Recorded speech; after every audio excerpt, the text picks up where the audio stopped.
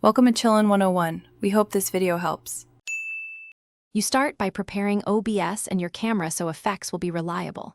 Install OBS 26. 0 or newer, enable virtual camera when required, and plug in your webcam.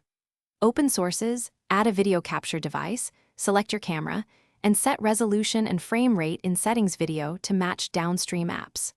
Once done, position that source above any background layers so chroma or filters apply correctly. This prevents trimming or scaling issues later when you add keying or image layers. Next, apply keying or AI background removal to isolate you from the frame.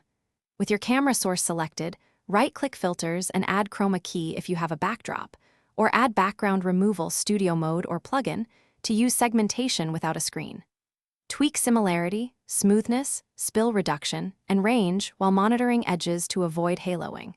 Then import your desired image or video and place it beneath the camera source. Scale and crop so the background fills the scene with natural perspective and proportions.